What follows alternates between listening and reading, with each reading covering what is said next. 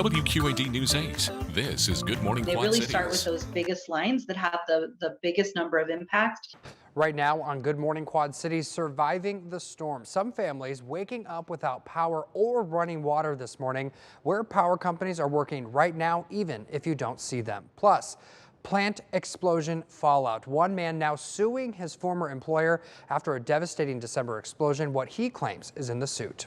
And Good Morning Quad Cities, it is Wednesday, April 5th. I'm David Bohlman. And I'm meteorologist Morgan Strackfine in for Andrew Stutsky because it was a busy day for him yesterday. Oh my gosh, it's been a busy 24 hours. He definitely deserves the rest. Working the morning show, then coming back for the evening. Yes. So thank you so much Absolutely. for coming in. Happy to be here. But yes, it has been a busy 24 hours in the Quad Cities region with those storms that moved through. And while we're happy that the storm is out of here, we now have the cleanup. This is from Kelowna. We saw that the Shell gas station had collapsed there. We know that that was because of the EF2 tornado that came through. The National Weather Service did a quick survey. And this is the aftermath. Yeah, they go out there, they do a quick survey, kind of look at the damage that's being seen and if it has evidence of, any rotation with those winds and how things kind of fall. And they found that evidence. And I think they also 120-mile-hour winds. I mean, wild. Imagine that. We saw 90 in Moline, which was crazy. And even more so, it just really goes to show how localized this can be because the Davenport side really didn't see that insane wind. Instead, they got the large hail, but still busy day. And we still have a little bit more activity to talk about for this morning. Okay. After we get this wave, though, to pass through, we're going to be in the complete clear for several days, which is going to be a relief. So here's a look. We have gotten our severe thunderstorm watch to be extended through the next several hours, but really we'll likely see that cut back a little bit once we do get this wave to officially push through.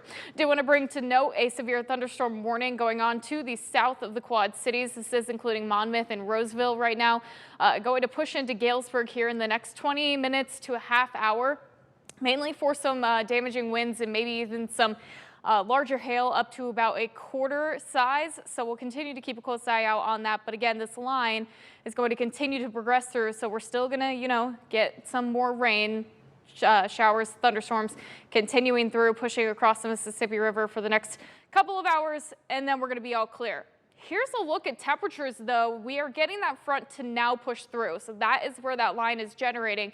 We are still on that warm side of the front, though, sitting 23 degrees warmer than yesterday. But check out where Des Moines is. They're starting to see those cooler temperatures take effect. That's what we're going to see later on. So we're sitting at 70 degrees still here in the Quad Cities, 65 Savannah, 66 in Galesburg. But again, check out where that cooler air is out to our west. Des Moines sitting at 39 degrees. So we're going to see falling temperatures throughout the afternoon. We're likely still going to be left with some pretty gusty winds, gusts up to around 35 miles per hour for today too. But we are going to dry out. So again, once we get through the next couple of hours, we'll say goodbye to the rain and storms. We're going to say hello to some sunshine eventually, but you can see those temperatures falling into the afternoon. We're going to start our rebound, though, over the next couple of days to bring back some warmth. I'll talk about the extreme warmth coming our way, coming up in just a little bit. David? Looking forward to that. Thank you, Morgan. A lot of Quad citizens still do not have power this morning. Here are the latest numbers that are coming just into our newsroom. Alliant Energy on the Iowa side showing that none of their customers are without power. Mid-American showing 4,100, almost 4,200 people are without power this morning. Ameren saying 43 customers without power, and ComEd saying 12 customers are without power. A few dozen Alliant and ComEd customers are waiting for service to be restored yet this morning, of course. And outages peaked at nearly 20,000 as the storm moved through the area. We, of course, do thank those crews who have been working around the clock to restore power. Mid-American says that they have more than 300 crew members working right now, and they tell us more than 100 power poles were damaged and now need to be replaced, and that some customers may be without power for more than 48 hours. They really start with those biggest lines that have the biggest number of impact. So you might not see a truck actually in your neighborhood, but they could be working on the line that delivers energy to your neighborhood. And so they might be a ways away, but still taking action to restore service that will impact you and get your lights back on. So we are sending more crews there. And if you're like me and your power was out for several hours, the food in your fridge is past the safe zone and should be thrown out. That is according to the CDC. They say that after a power outage, food is only safe within 4 hours. A fully stocked freezer, though, can keep safe up to 48 hours without power. A half full freezer or partially full lasts about 24 hours. So depending upon when you lost power yesterday, you could be nearing that 24-hour mark. The storm's wind tore the roof off this bar and restaurant in Moline. You can see Steve's Belgrade roof peeled back, part of it hanging. Sections of it fell into the street with traffic below, along with hundreds of bricks. You just see the mess there. Staff say that they believe only the outside of this building was damaged. And the fate of Rock Island's controversial statue, the 11th Street Black Hawk, was decided by the weather. We brought this to you live yesterday during Good Morning Quad Cities at 11 moments after it happened.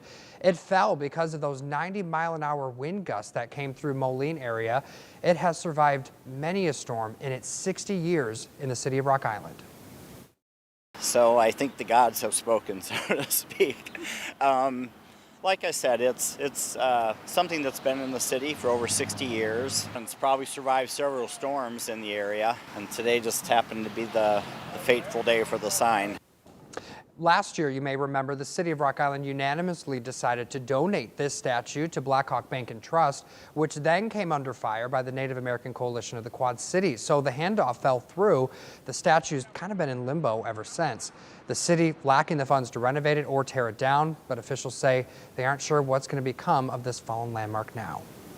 The Quad Cities area wasn't the only area hit by severe weather, of course. This video coming from near Milo, Iowa, that's in central Iowa. The National Weather Service confirming that this was a tornado that caused the damage, and you can see here in this video. They also say another tornado touched down in Poweshiek County, and that's near Malcolm. And Morgan is tracking more active weather for today, albeit a lot less severe than it was yesterday. But it is still important to stay in the know while you are on the go. So please be sure to download the News 8 app in your Apple App Store or on Google Play and enable location settings so you can get personalized weather alerts for your location. In other local news this morning, there's more legal fallout from a plant explosion in eastern Iowa from back in December.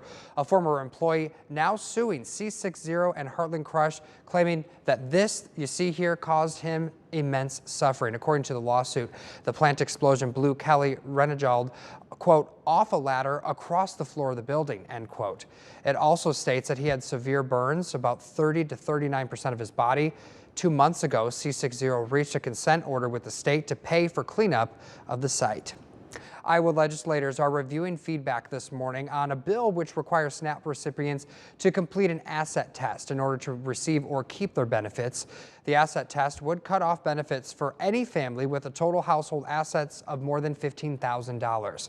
In a public hearing yesterday, the bill supporters say that it'll help reduce fraud in the SNAP program, but critics worry that this is going to put additional barriers in the ways of families who need help. I'm all for streamlining processes, but can we stop making it harder for people to receive benefits? This bill will deter eligible Iowans from applying for SNAP and will continue to stretch the capacity of local communities, such as with food banks. Now, if this bill becomes law, the Nonpartisan Legislative Services Agency is estimating this morning that approximately 2,800 Iowa families would lose their SNAP benefits.